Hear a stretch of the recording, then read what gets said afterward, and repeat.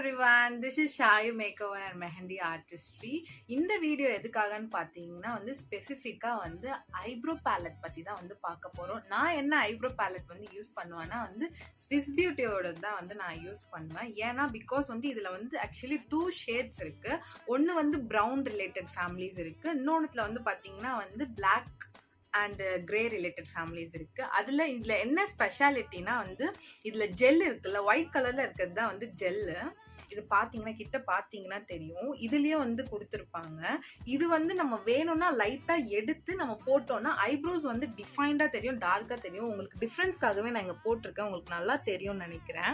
வேணும்னா சில பேர்லாம் எனக்கு லைட்டாக சட்டலாக நேச்சுரலாக இருக்கணும் அப்படின்னு எதிர்பார்க்குறவங்களுக்குலாம் நீங்கள் வெறும் இந்த பவுடர் மட்டும் யூஸ் பண்ணி போடலாம், நல்லா இருக்கும் உங்களுக்கு. ஃபுல் பிளாக் இல்லாமல் இந்த மாதிரி நீங்கள் ப்ரௌன் எடுத்துக்கிட்டிங்கன்னா நான் ஆக்சுவலி பார்த்தீங்கன்னா 2 சைடுமே நான் இந்த ப்ரௌன் வச்சு தான் நான் போட்டிருக்கேன். லைக் டார்க் ப்ரௌன் இதில் தெரியுதா, அதை வச்சு தான் நான் போட்டிருக்கேன். ஆனால் பார்க்க பிளாக் மாதிரி இருக்குல்ல.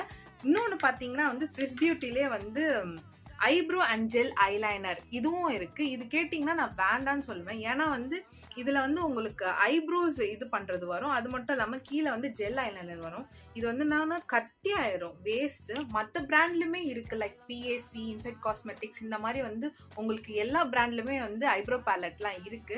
நான் ஏன் அது சஜஸ்ட் பண்ண மாட்டேன் அப்படின்னா, எனக்கு ஏன் இது பிடிச்சிருக்குன்னு பார்த்தீங்கன்னா இதில் ஜெல் பேஸ் இருக்கிறதுனால நம்ம ரெக்குவயர்மெண்ட்க்கு ஏற்ற மாதிரி நம்ம போட்டுக்கலாம். அதுலலாம் கிடைக்காது, வெறும் பவுடர் பேஸ் மட்டும் தான் இருக்கு.